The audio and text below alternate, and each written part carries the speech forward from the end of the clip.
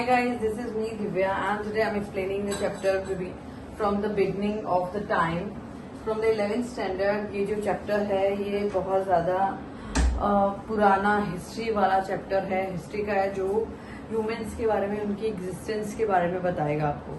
कि इस चैप्टर में आपको पता चलेगा कि ह्यूमंस का ओरिजिन कैसे हुआ था। तो हम स्टार्ट करते हैं। जैसे कि ह्यूमंस थे, आप लोगों ने सुना होगा कि पहले ह्यूमंस जो थे, पहले हम देखते हैं कि क्रॉल करता हुआ, एक फिर थोड़ा उठता हुआ, थोड़ा और उठता हुआ, ऐसे सीधा करके फिर उसे एक स्ट्रेट खड़ा हुआ ह्यूमंस दिखाते हैं कि ह्यूमंस का ओरिजिन कैसे हुआ। तो लेकिन क्या है कि जो ह्यूमन एग्जिस्टेंस था ना, वो कब हुआ था? 5.6 मिलियन ईयर्स अगो। 5.6 मिलियन अगो, 6 ईयर्स अगो सिर्फ ह्यूमन का एग्जिस्टेंस था। एग्जैक्ट नहीं है कि वो ह्यूमंस थे या बंदर थे या क्या था, तो उनकी एग्जिस्टेंस थी बस कि वो हैं। क्योंकि और क्या है, और इसमें जो मॉडर्न ह्यूमंस थे वो कब ओरिजिनेट हुए थे? 160 साल पहले। 160 साल पहले जो एग्जैक्ट ह्यूमंस का पता चला था वो कि हाँ ये ह्यूमंस थे। क्योंकि वो जो 5.6 मिलियन ईयर्स वो जो एक्सिस्टेंस मिली थी जिनकी, वो बंदर थे क्या थे वो नहीं पता। तो एग्जैक्ट जो हमारे जैसे ह्यूमंस थे, मॉडर्न ह्यूमंस थे, उनका एग्जिस्टेंस 160 साल, 1000 साल पहले पता चला था। तो गाइज इसमें जो है 5.6 मिलियन को पहले क्या बोलते हैं? MYA को बोलते हैं मिलियंस ईयर अगो। AD मतलब एनो डोमिनी आई, एंड BC मतलब before Christ. BC before Christ मतलब हिस्ट्री से पहले की बात, एंड AD मतलब एनो डोमिनी मतलब इतिहास के, हिस्ट्री के बाद की। After the birth, before the Christ, before the birth of Christ, and AD Anno Domini मतलब आफ्टर बर्थ जो हिस्ट्री है और बिफोर क्रिस्ट जो हिस्ट्री है। दिस मीन्स सो गाइस हम स्टार्ट करते हैं आगे। अच्छा, what is proto, what is prehistory और व्हाट इज प्रो हिस्ट्री, इसके बारे में आप मुझे बताएंगे क्योंकि इसको हम 6th स्टैंडर्ड में पढ़ चुके हैं कि प्री हिस्ट्री और प्रोटो हिस्ट्री क्या होती है। मुझे जल्दी से कमेंट बॉक्स में अगर आपको आता है तो आप बताइए, नहीं तो टाइम लेके बताइएगा, ठीक है? फिर मैं आपको बताऊंगी कि इसका मतलब क्या होता है। सो क्या है जो, अच्छा उसके बाद क्या होता है जब 160,000 साल पहले मॉडर्न ह्यूमंस के पता चलता है, उसके बाद क्या होता है, वो क्या करते हैं, खाना कैसे खाते हैं, कैसे खाना खाते हैं, कैसे नहीं, भूख तो सबको लगती है ना, तो भूख सबको लगती है। अब वो कैसे थे, कच्चा मांस खाते थे, क्या किया उन्होंने, ये सब इसमें बताया गया है। तो वो पहले क्या करते थे, अपना फूड का कैसे ऑब्टेन किया उन्होंने? स्कैवनिंग मतलब जो मरे हुए जानवर थे उनको, मरे हुए जो भी, आपने स्कैवेंजिंग बर्ड के बारे में भी सुना होगा, जो मरे हुए कीड़े खाती है। तो वो जैसे ये थे ना, ये भी क्या करते थे, पहले गिरा हुआ मरा हुआ जानवर होता था उसको ऐसे ही खा लेते थे। उसके बाद क्या था, स्कैवेंजिंग का मतलब होता है डेड एनिमल। उसके बाद हंटिंग करने लगे, कोई शिकार करके खाते थे उनको। उसके बाद एंड द गैदर प्लांट मतलब इकट्ठा किया फ्रूट एंड खा लिया, ये सब। और उसके बाद उन्होंने क्या किया, उन्होंने टूल बनाना। They also learn to how make tool, stone tool, and they communicate to each other. तो उन्होंने क्या किया, एक दूसरे के साथ कम्युनिकेट शुरू किया, क्योंकि अगर उनको कोई बात करनी है तो वो कैसे बात करेंगे, कम्युनिकेट करेंगे किसी तरह से। पहले आप लोगों ने बहुत सारे देखा होगा कि पिक्चर ड्रॉ करके करते थे, फिगर बना के, और जो भी उनको जो बोलना नहीं आता था तो वो किस तरह से एक दूसरे से बात करते थे। उसके बाद क्या हुआ, ये जो फूड का ऑब्टेन हुआ, उन्होंने फूड का वो किया। उसके बाद स्टोन से टूल बनाए। और क्योंकि अब क्या है कि अगर किसी जानवर को उसको बीच में से डिवाइड करना है तो how they will do this, so वो क्या करेंगे, स्टोन का टूल, शार्प एज उसका बना के, and then cut out in between the, so उसको बीच में से काट के, जैसे भी वो लोग करते थे तो वैसे करेंगे।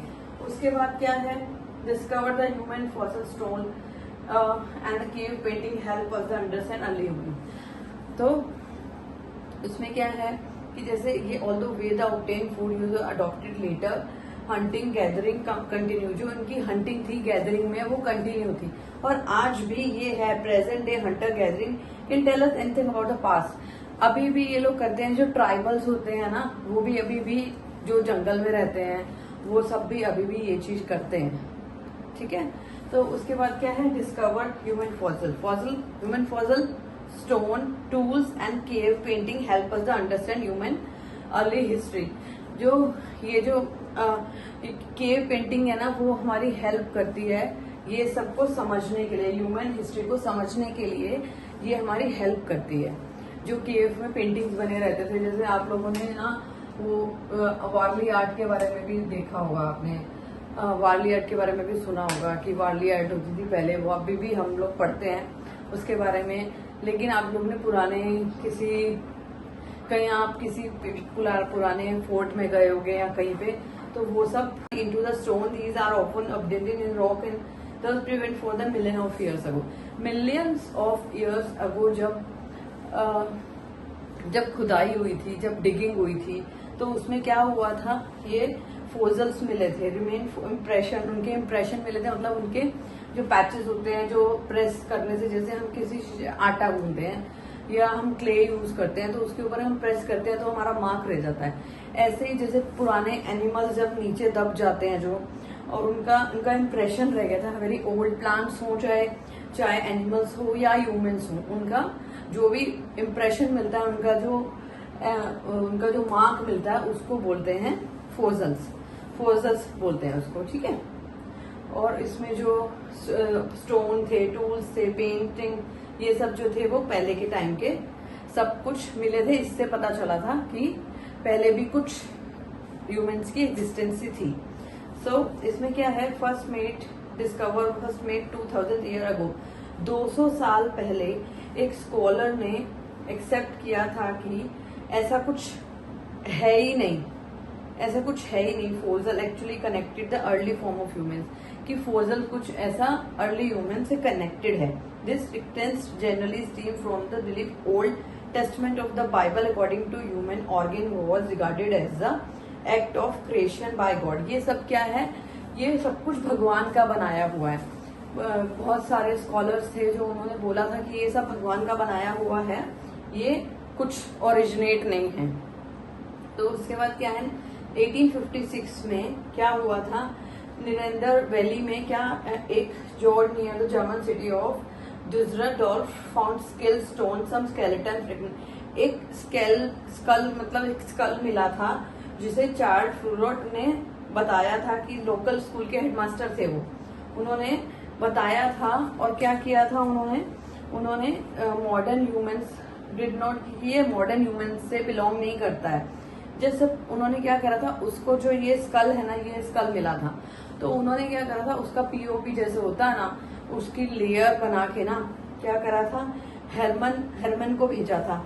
हेरमन उसका प्लास्टर बना के अपना जो ओरिजिनल पीस था ना वो उन्होंने खुद रख लिया था, और उसका जो स्कल का दूसरा पार्ट था ना जो उन्होंने पीओपी से बनाया था, वो क्या करा था, उनको भेजा था, और वो उनको भेजा था, और उन्होंने पब्लिश भी हुआ था पेपर में पब्लिश हुआ था इसके बारे में कि ये स्कल मिला है, इसकी कोई एग्जिस्टेंस ही नहीं है, लेकिन ये कुछ इंसान का स्कल नहीं है, ये खाली क्या है, ऐसे किसी पैथोलॉजिकल इडियट का सर लग रहा है, क्योंकि डेफिनेटली ये जो सिर है ये अपने ह्यूमंस का तो है नहीं डेफिनेटली। तो उन्होंने क्या किया था, ये डिक्लेयर किया था कि ये किसी पुराने टाइम के किसी भी ह्यूमन से एग्जिस्टेंस नहीं है इसकी। तो 24 नवंबर 1859 को जब चार्ल्स डार्विन ने अपनी बुक में इसके बारे में लिखा था, बुक था ओरिजिन स्पीशीज, अपनी बुक में इसके बारे में लिखा था, तो पब्लिश किया था। तो जब ये पब्लिश हुई थी ना, तो 1250 कॉपी सेम टाइम पे सोल्ड आउट हो गई थी। इंटरेस्टिंग ना कि सेम डे जब पब्लिश हुई थी तो सेम टाइम पे ये पब्लिश हुई थी और जैसे ही सोल्ड आउट हो गई थी। ये सब ये humans had evolved from the animal a long time ago. वो बोलते हैं, डार्विन आर्ग्यू करते हैं कि ये ह्यूमंस है कि एनिमल है, ये किसी को नहीं पता, ये बहुत पहले की बात है।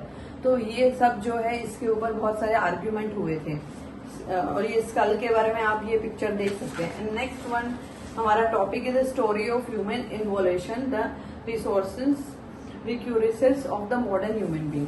This one the next chapter and this, इसमें 4 स्कल दे रखे हैं। इसमें से कोई भी स्कल ऐसा नहीं है जो ह्यूमन से मेल खाता हो। जैसे कि फर्स्ट वन है, इसका जो फेस है आप अपनी बुक में देख सकते हैं। इसका जो नाक का पोर्शन है इसको एपे बोलते हैं, एन एपे। इस जो पोर्शन है ये बहुत ज्यादा आगे है, तो नथिंग इज पॉसिबल कि कोई ह्यूमंस जो है वो इस तरह से दिखता हो। सेकंड वाला भी बहुत डिफरेंट है, थर्ड वाला भी, and fourth one just like little bit matching with the humans. थोड़ा बहुत जो फोर्थ वाला है वो मैच कर रहा है, लेकिन मोस्ट प्रोबेबली इनमें से कोई भी ऐसा नहीं है जो ह्यूमंस के साथ में मैच करे। तो इसमें क्या है, जो चारों हैं इनके नाम इसमें मेंशन किए हैं। मैंने आपको पहले पढ़ाया था कि पहले जो स्पीशीज थी जो जिसके ये थी पैरामिड्स, होमोनोइड्स, एमोनिड्स। होमोनोइड्स और एमोनिड्स की स्पेलिंग मैंने आपको बोला था कि देख लेना। और उसके बाद एस्ट्रेलियोपेथिसियस। एस्ट्रेलियोपेथिसियस जो हुआ था ना, मैंने आपको बताया था कि इसमें जो इसके 2 पार्ट में, एस्ट्रेलो मतलब साउदर्न, पिथीसियस मतलब एपे, मतलब लैटिन और ग्रीक में ये सब जो थे ना वर्ड जो उनके वो सब मेंशन किए जाते थे। तो फिर उसके बाद क्या हुआ, मैं अगला था जो बायोपेडलिज्म, बायोपेडलिज्म जो था ना वो 3.6 मिलियन ईयर्स अगो था। जब क्या था, वो जो लोग थे ना अनेबल टू वॉक, मतलब hand to a free to carry, मतलब अपने हाथों से कुछ भी कैरी नहीं कर पाते थे ऑब्जेक्ट, बच्चों को कुछ भी। More and more upright walking gradually become more effective. जब वो धीरे धीरे चलने लगे और उठ के, मतलब पहले ऐसे थे और उसके बाद सीधे चलने लगे, अपराइट चलने लगे, तो उसके बाद क्या है वो सब कुछ कैरी करने में एबल थे, सब कुछ कैरी कर पाते थे, सब कुछ बच्चों को उठा पाते थे, सब टूल्स को कैरी कर पाते थे और इजीली सब देख पाते थे, वो सब था। तो क्या था उसके बाद क्या है, एस्ट्रेलोपेथिसियस क्या था, ये कब थे, 5.6 मिलियन ईयर अगो। कब थे ये, 5.6 मिलियन ईयर अगो। कौन सी एज में थे, आइस एज में। आइस एज कैसी थी, आइस एज में क्या था, ये एक्सटेंट हो गए, मतलब ये विलुप्त हो गए। और उसके बाद कौन सी स्पीशीज आई, होमो। ये विलुप्त कैसे हुए, क्या था, आइस एज में बहुत ज्यादा ठंड थी, जब इतनी ज्यादा ठंड थी कि पूरा सब कुछ आइस से कवर हो गया। ठीक है, आइस से कवर हो गया। फिर जब जैसे खुले में रहते थे, जंगलों में रहते थे, घास पे रहते थे, फ्रूट खाते थे, पेड़ के आस सब पेड़ होते थे। आइस एज में क्या हुआ, सब कुछ आइस के नीचे खराब हो गया। तो क्या हुआ, जब पेड़ पौधे नहीं थे, खुले में रहने लगे, ठंड थी, तो क्या हुआ, धीरे धीरे ठंड के कारण मरने लगे और ये जो है विलुप्त हो गए। तो ये क्या थे, लार्ज ब्रेन था इनका, लार्ज ब्रेन था, चौड़ा जबड़ा था, बड़े बड़े दांत थे। और होमो जो थे क्या था, मॉडर्न एज के थे। होमो स्पीशीज जो थी मॉडर्न एज की थी। इसमें भी 3 स्पीशीज थी जो मैंने आपको बताई थी, होमो हेबिलियस, होमो स्पेनियस और होमो इरिक्टियस। होमो इरिक्टियस जो थी क्या थी, अपराइट थी। होमो स्पेनियस थी, वाइज एंड थिंकर थी, जो हमारे ह्यूमंस की जैसी होती है। और होमो हेबिलियस जो थे वो थे टूल मेकर थे। ओके, देन मैंने आपको बता दिया व्हाट इज द, अब क्वेश्चन भी आ सकता है, what is the impact of the ice age. Okay, तो उसके बाद क्या हुआ, जब एस्ट्रोपेथियस रिप्लेस हुए with a new species homo species के बारे में मैंने आपको पूरा बता दिया है। और ये कौन कौन सी सिटी में इनके फोसिल मिले थे वो भी मैं आपको बताती हूँ। ये जो 3 थे होमो की स्पीशीज थी वो मैन और वुमेन की थी। ठीक है, इसमें ये आते हैं होमो हेबिलियस। मैं आपको रिवाइज करा रही हूँ बार बार, don't you use any notebook. If I am teaching you, you will revise again and again. I will make the other video for the revise video. Okay, then I am teaching you again this. First Habilius, tool maker. Second one is a Spensius, wise and thinker, just like me and you. Just Homo erectus, upright man, मतलब सीधा चलने वाले। Then okay, तो उसके बाद क्या हुआ, जो मैंने आपको ये सब बता दिया है। उसके बाद क्या है अपना जो इनकी वो थी ना होमो हेबिलियस जो थी ना, होमो एथिपिया, ये जैसे यहाँ पर इनका डिस्कवर हुआ था, ठीक है। और जो अगला है अपना होमो स्पेंशियस, होमो स्पेंशियस नहीं, होमो इरिक्टियस और हेबिसियस, इसके बारे में मैं आपको बाद में बताती हूँ। होमो हेबिसियस था, होमो एथिपिया, और होमो इरिक्टियस था जो वो अलग अलग सिटीज थी इनका, काना, कीनिया, मोजोरिटियो और संजीरियन। ये जो थे इनमें से कोई भी तीन नाम याद रखने का, जरूर आना है पेपर में ये वाला क्वेश्चन, ठीक है। अगला क्या है, fossil from the European and homo habilis. जो ये पहला मैं आपको बताती हूँ, ये हेडेलबर्ग जो थी ना, इसकी फोजल कहाँ मिली थी, हेडेलबर्ग, इसकी सिटी, जर्मन सिटी कॉल था, इसको क्या बुलाते थे, हिडेलबर्गनेसिस, इसको ये बुलाते थे। इस जगह पे ये फोजल इसकी मिली थी हिडेलबर्ग की, इसको लोगों ने क्या बना दिया, हिडेलबर्गसिस। और जो नीदरलैंड वैली में जो फोजल मिली थी उसको बना दिया होमो नीदरलैंड बना दिया इनको। यहाँ पर भी होमो आएगा, इनकी ये स्पीशीज हो गई, इसके नाम से होमो लगा के होमो नीदरलैंड, होमो स्पीशीज। और अपने फर्स्ट फोजल गेट्स 17 जुलाई 1956 को हमारी फर्स्ट फोजल मिली थी। तो ये बहुत इंपॉर्टेंट है आप सबके लिए। और जो एस्ट्रोपीथियस जो थे ना, आइस एज में एक्सटेंड हो गए थे around 2.5 million years ago. Okay guys, आपको समझ आ रहा है। तो उसके बाद क्या था अपना story of the evolution modern human being, this is your next topic. तो ये ह्यूमन बीइंग थे ना, फोजल, इसकी फोजल कहाँ मिली थी, ह्यूमन बीइंग फोजल अफ्रीका में मिली थी इनकी। और क्या हुआ था, ये होमोस्पेंशियस थे, होमोस्पेंशियस जो अपने ह्यूमन्स हैं, इनकी ये जो है इनकी स्पीशीज मिली थी। लेकिन क्या है कि कहते हैं कि अफ्रीका में मिली थी, लेकिन कोई कहता है एशिया में मिली थी, कोई कहीं पे बोलता है। वर्ल्ड वाइड में इनके सब जगह पे इनकी स्पीशीज है, तो एग्जैक्ट किसी को नहीं मालूम है कि ये कहाँ पे मिली थी। और इनके जो ये डिफरेंट रीजन्स के हैं। तो जो है इसका जो है होमो इरिक्टिस का है एंड होमो हेल्बर्ग में है, population occupied the same region. इनकी जो है एक तो ये है होमो इरिक्टिस और होमो हेल्बर्ग, ये जो है इनकी होमो इरिक्टिस और होमो हेल्बर्ग, इनकी स्पेशीज जो सेम है। ओके, अगला है the replacement and regional quantity model. I will show this, you can see in your book. ये मॉडल जो है मेन जो है रिप्लेसमेंट मॉडल है, जो इसका मेन जो है अफ्रीका में इसका जो है ये ऑब्टेन हुआ, इसका जन्म हुआ।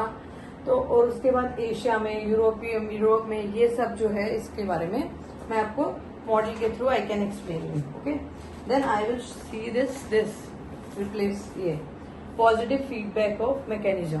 ये जो है इसके बारे में मैं आपको बताती हूँ। जो ये मॉडल है, ये जो है increase in size and capacity of brain. जो पहले क्या हुआ, साइज इंक्रीज हुआ, कैपेसिटी सोचने की, समझने की, माइंडसेट करने की कैपेसिटी इंक्रीज हुई इनकी। ओके, देन अपराइट वॉकिंग, फिर क्या हुआ, सीधा चलना शुरू किया। Then carry the tools, baby and object, जो भी इनके ऑब्जेक्ट थे सीधे खड़े होकर कैरी करते थे, जो सब वो थे, वो जो भी इनको चलना था, देखने की, हम झुक कर सारे काम नहीं कर सकते हैं, बट हम सीधे खड़े रहकर we can do anything, we can see properly, we can walk, we can talk, we can carry all things. तो हम सब कुछ कैरी कर सकते हैं। और लास्ट ऑप्शन था ये visual surveillance, long distance walking and the foraging and the hunting. हम हंटिंग कर सकते हैं, हम वॉक, जो लॉन्ग डिस्टेंस है लॉन्ग डिस्टेंस को जल्दी से हम पूरा कर सकते हैं। तो ये जो पॉजिटिव फीडबैक मैप है ये वेरी इफेक्टिव है, ये बिल्कुल ठीक है, या आप इसको गो थ्रू कर सकते हैं। एंड नेक्स्ट टॉपिक है हमारा early humans way to obtaining food. अब इसको कंसीडरिंग जो किया है वो मैं आपको आगे बताती हूँ।